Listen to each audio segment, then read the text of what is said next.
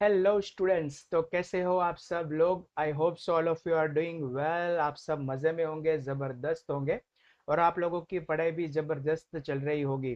तो दोस्तों, मेरा नाम है संकेत सर और फिलहाल हम गुजरात बोर्ड का स्टैंडर्ड 12th कॉमर्स का सब्जेक्ट एलिमेंट्स ऑफ अकाउंट्स का पार्ट 1, उसका चैप्टर नंबर 3 जो है, जिसका नाम है वैल्यूएशन ऑफ गुडविल, उसका डिस्कशन कर रहे हैं। दोस्तों, ये चैप्टर का सेकंड पार्ट है।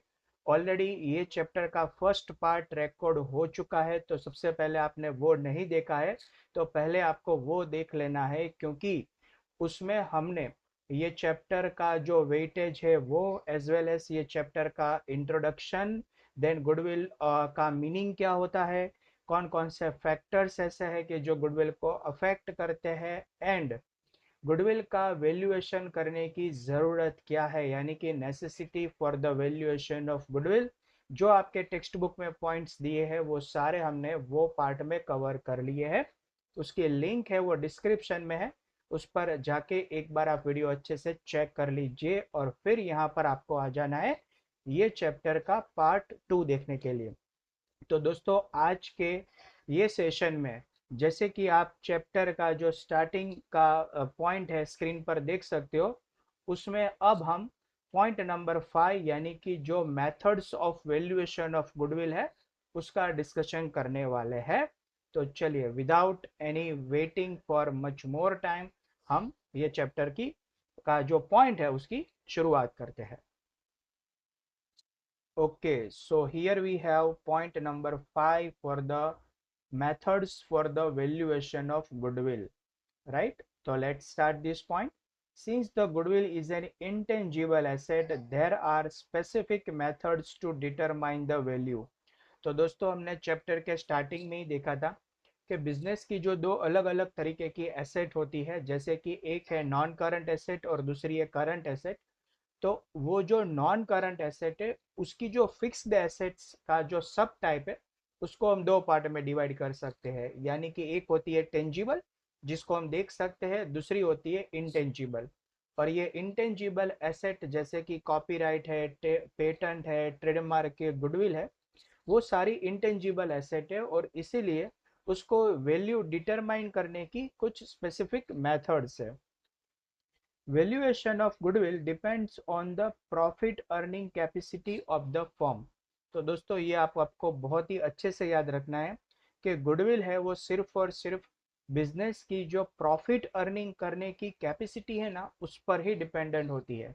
यानी कि सीधा सा हिसाब है, जो एक नॉर्मल प्रॉफिट से ज़्यादा प्रॉफिट अर्न करेगी उसमें गुडविल ज़्यादा होगी, जो कम प्रॉफिट अर्न करेगी उसमें गुडविल कम होगी, और जो बिजनेस लॉस करता है उसमें तो गुडविल एग्जिस्ट करती ही नहीं है। Prospecting earning capacity means the future maintainable profit. दोस्तों, very important statement for short question answer. Prospective earning capacity का मतलब क्या होता है? तो प्रोस्पेक्टिव अर्निंग कैपेसिटी मतलब वो प्रॉफिट नहीं कि जो बिजनेस प्रेजेंट में अर्न करना है, वो प्रॉफिट के क्या बिजनेस यही प्रॉफिट फ्यूचर में भी मेंटेन करेगा, तो उसको हम बोलते हैं prospective earning capacity. However, while determining the future maintainable profit, past year's profit considered as base। अब मुझे अगर फर्म का फ्यूचर में प्रॉफिट कितना आएगा वो अगर मुझे डिसाइड करना है, वो मुझे डिटरमाइन करना है, तो बेस के लिए हम क्या लेंगे? तो प्रेजेंट में जो फर्म का प्रॉफिट आ रहा है वो हम लेंगे, या तो पिछले कुछ सालों में बिजनेस ने क्या प्रॉफिट अर्न किया है वो हम लेंगे। Various methods are available for the valuation of goodwill. Generally, the following methods are used to determine the valuation of goodwill। वैसे तो वैल्यूएशन करने की बहुत सारी अलग अलग मेथड है, बट जनरली ये चार मेथड का नाम चार मेथड यूज होती है। तो दोस्तों, सबसे पहले तो आपको ये जो मेथड्स है उसके नाम आपको सबसे पहले याद रख लेने हैं। सबसे पहली जो मेथड है उसका नाम है average profit method. Second method का नाम है weighted average profit method. Third method का नाम है सुपर प्रॉफिट मेथड। और फोर्थ मेथड का नाम है कैपिटलाइजेशन ऑफ प्रॉफिट मेथड। दोस्तों ये चारों मेथड के नाम आप अच्छे से याद रख लीजिए।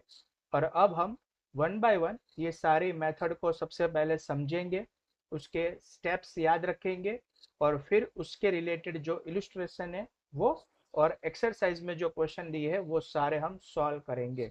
तो let's start with the first method, जिसका नाम है average profit method. Under this method the average profit of the past certain years are taken into consideration। देखिए दोस्तों, हमें पहली लाइन में दिया है कि यह मेथड से गुडविल कैलकुलेट करने के लिए हम पिछले कुछ सालों का जो एवरेज प्रॉफिट होगा वो हम एज अ बेस उसको कंसिडर करेंगे। Average profit is to be multiplied by certain number of years for the valuation of goodwill. अब ये जो एवरेज प्रॉफिट हम फाइंड करेंगे ना, उसको हमें सर्टेन नंबर ऑफ ईयर्स के साथ मल्टीप्लाई करना है। अब आपके दिमाग में क्वेश्चन आएगा कि सर ये सर्टेन नंबर ऑफ ईयर्स क्या होते, तो देखिए दिया है, it is based on the assumption that a new business will take certain number of years to earn a same profit. अब वो जो सर्टेन नंबर ऑफ ईयर्स होते हैं ना, वो क्या होते हैं? तो सर्टेन नंबर ऑफ जो ईयर्स होते हैं वो एक अजम्पशन होते हैं, और वो अजम्पशन क्या है कि बिजनेस को सेम प्रॉफिट अर्न करने के लिए इतने नंबर ऑफ जो साल है वो लगेंगे। यानी कि यहाँ पर हमें दिया है कि new business will take certain number of years to earn the same profit. इसका मतलब ये होता है दोस्तों कि मान लीजिए कि हमारा जो बिजनेस है वो एक सिमिलर बिजनेस को एक्वायर करता है और परचेस करता है, तो वो नए बिजनेस को एक नॉर्मल प्रॉफिट यानी कि सेम प्रॉफिट कमाने के लिए इतने नंबर ऑफ ईयर से वो लगेंगे, वो होता है certain number of years, right. तो very important question for VSQ। जो सेक्शन बी है उसमें आपको पूछा जा सकता है कि ये जो सर्टेन नंबर ऑफ ईयर्स होते हैं वो क्या होते हैं। तो आपको ये बताना है कि वो एक अजम्पशन होता है कि नए बिजनेस को new business will take the certain years to earn a same profit. Therefore, business purchaser is ready to pay the value of goodwill equal to the number of years of average profit। और इसीलिए जो business का purchaser होता है वो same amount पे करने के लिए रेडी है, गुडविल की अमाउंट पे करने के लिए रेडी होता है कि उसको प्रॉफिट अर्न करने में इतना टाइम लगेगा। Generally the multiplication of average profit and the number of years during the anticipated profits are expected is known as goodwill. चलिए दोस्तों, अब हम इसके जो स्टेप्स है वो देख लेते हैं। तो फर्स्ट एवरेज प्रॉफिट मेथड से गुडविल कैलकुलेट करने के सिर्फ दो ही स्टेप्स हमें फॉलो करने हैं, वेरी इजी। सबसे पहले स्टेप में हम फाइंड करेंगे एवरेज प्रॉफिट वो क्या होता है। तो हम पिछले कुछ सालों का जो हमें क्वेश्चन में प्रॉफिट दिया होगा उसका टोटल करेंगे, तो total profit of given years, और उसको डिवाइड कर देंगे नंबर ऑफ ईयर्स से। यानी कि मान लीजिए कि हमें पिछले 4 साल का प्रॉफिट दिया है, तो हमें वो 4 साल के प्रॉफिट का टोटल करना है, और वो टोटल प्रॉफिट को हम 4 ईयर्स से डिवाइड कर देंगे, तो जो हमें आंसर मिलेगा उसको बोलते हैं एवरेज प्रॉफिट। अब दोस्तों ये जो एवरेज प्रॉफिट हमें मिला उसको हमें number of years of purchase के साथ मल्टीप्लाई कर देना है। वो यही ईयर्स से कि जो हमने अभी अभी लर्न किया कि सर्टेन ईयर्स क्या होते हैं, और वो हमें ऑलरेडी क्वेश्चन में दिया ही होगा, वो हमें नहीं डिसाइड करना है।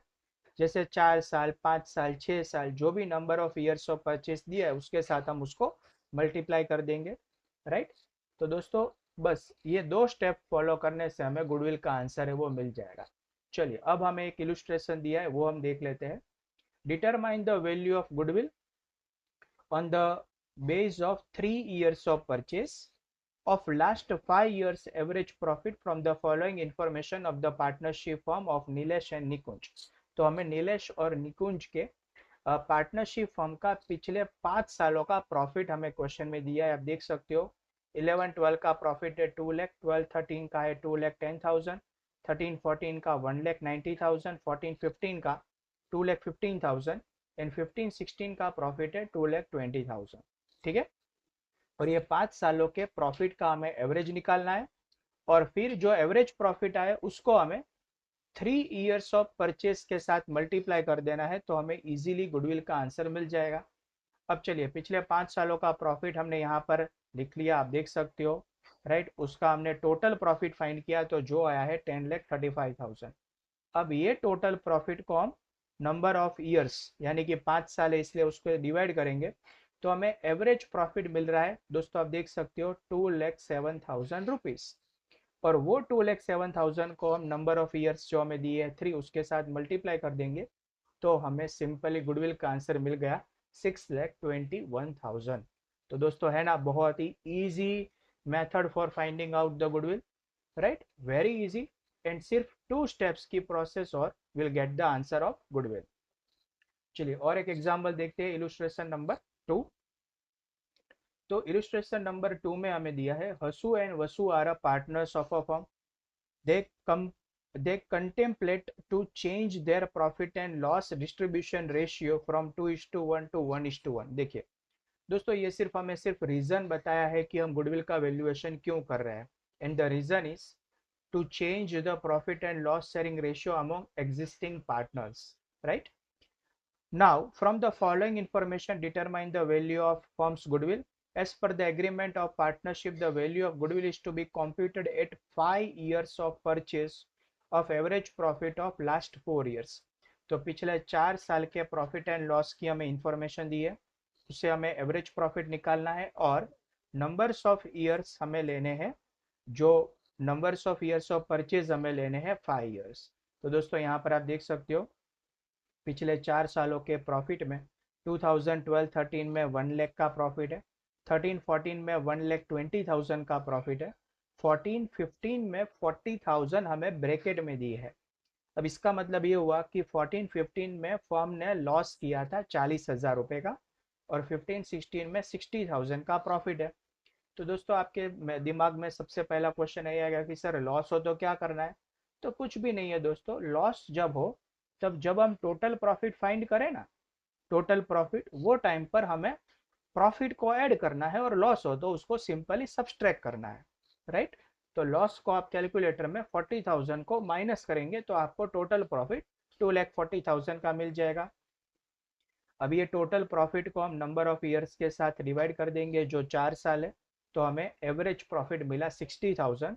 और ये 60,000 एवरेज प्रॉफिट को सिंपली हम numbers of years of purchase जो हमें दिए थे 5 उसके साथ मल्टीप्लाई करेंगे तो दोस्तों गुडविल का आंसर हमें मिल जाएगा 3 लाख, राइट। तो ये था हमारा illustration number 2। Very easy both the illustration.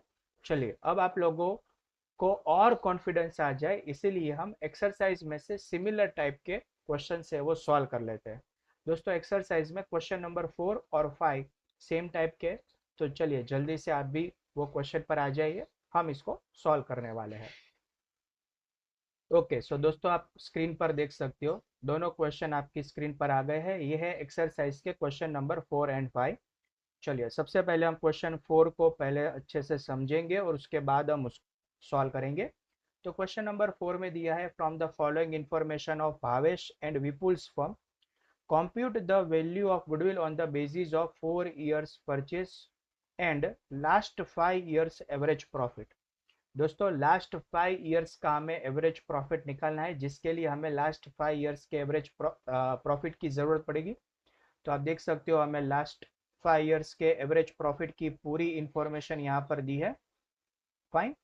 और ये इंफॉर्मेशन से हम पहले एवरेज प्रॉफिट निकालेंगे और जो एवरेज प्रॉफिट आए उसको हमें number of years of purchase है वो 4 है उसके साथ मल्टीप्लाई कर देना है तो सिंपली हमें गुडविल का आंसर है वो मिल जाएगा। तो चलिए बिना कुछ देरी के जल्दी से ये क्वेश्चन को हम सॉल्व कर लेते हैं।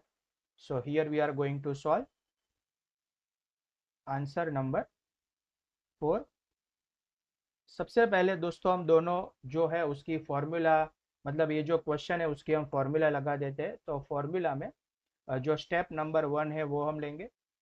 Step number 1 is average profit.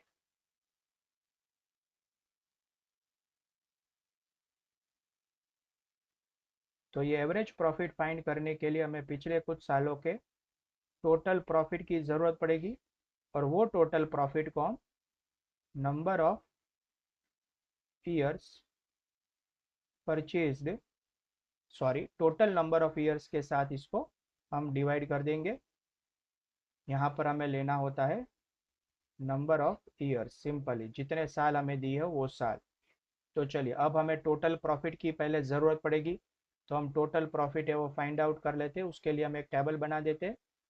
एक तरफ हमें जो क्वेश्चन में ईयर्स दी है वो ईयर लेंगे, और दूसरी तरफ हम प्रॉफिट उसका ले लेंगे।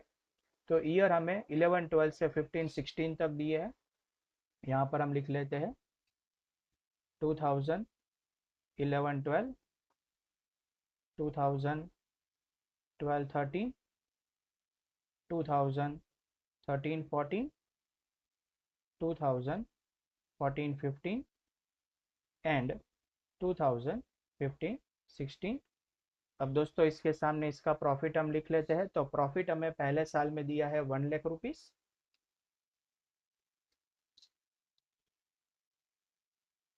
तो यहाँ पर हम लिख लेते हैं 1 लाख फर्स्ट ईयर का प्रॉफिट है।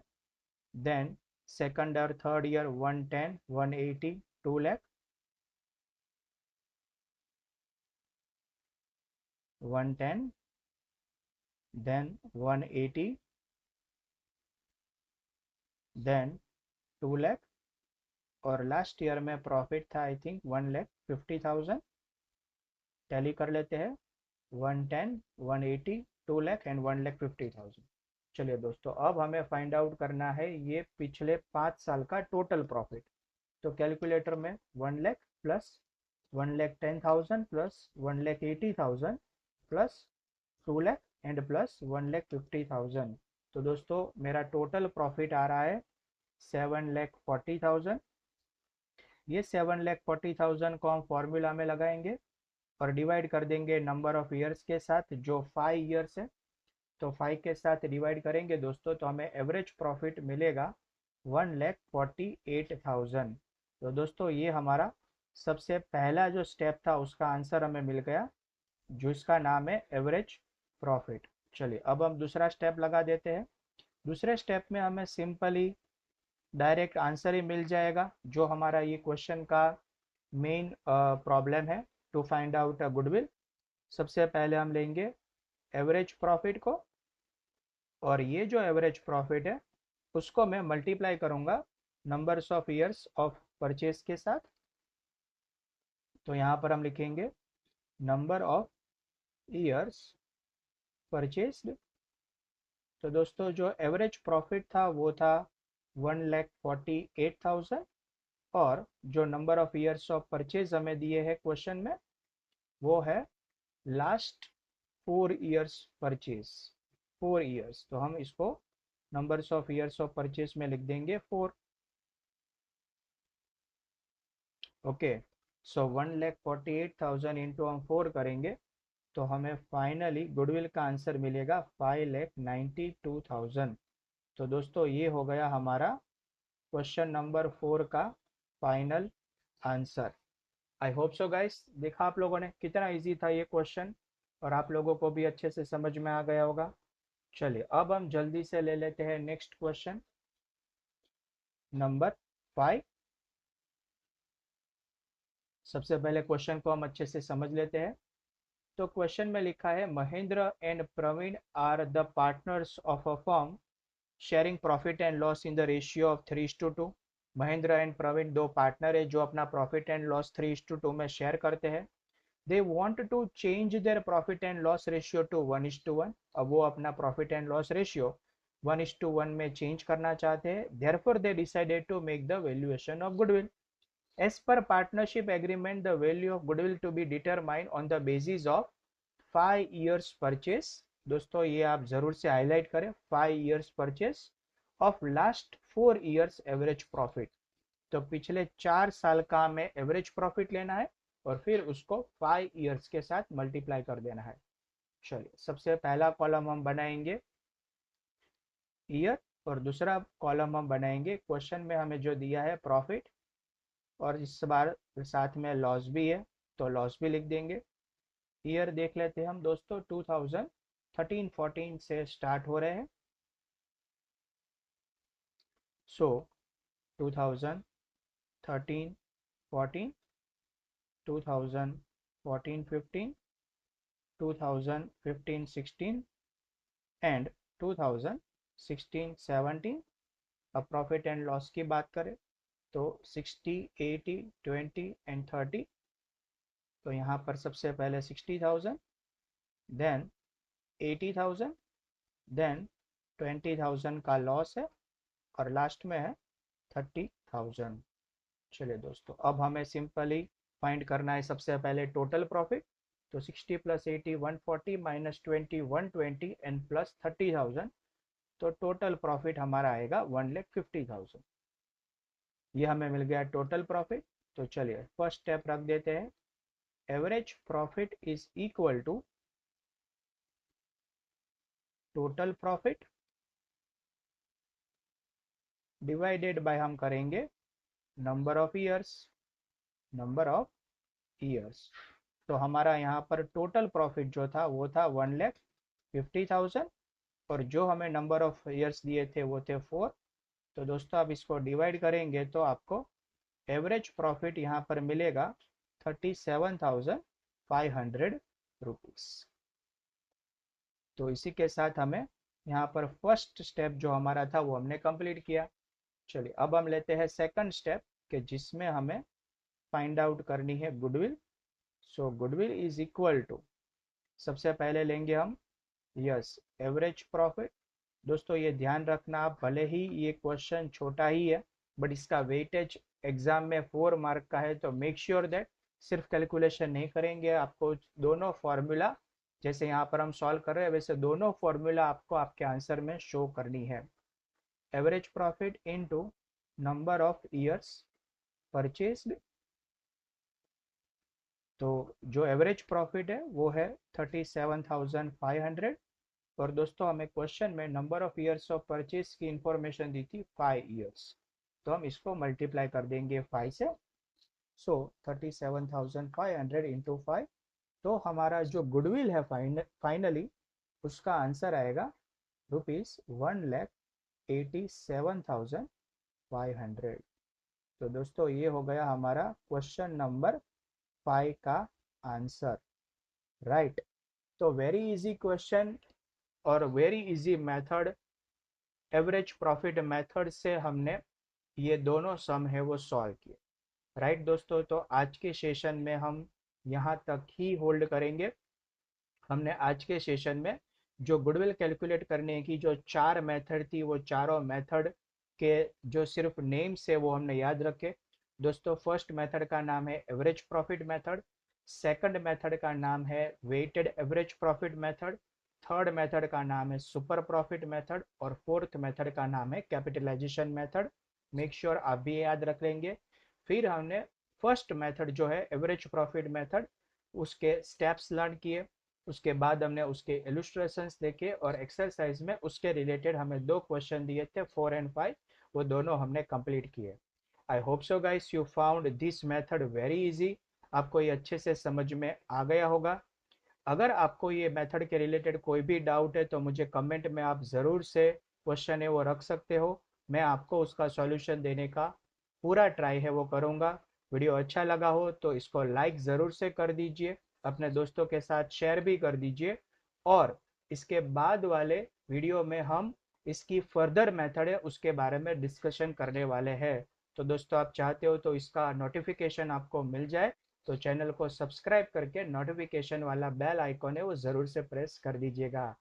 फिर से मिलते हैं हम एक नए वीडियो में और नई मेथड के साथ। This is all for today. Thank you so much all of you.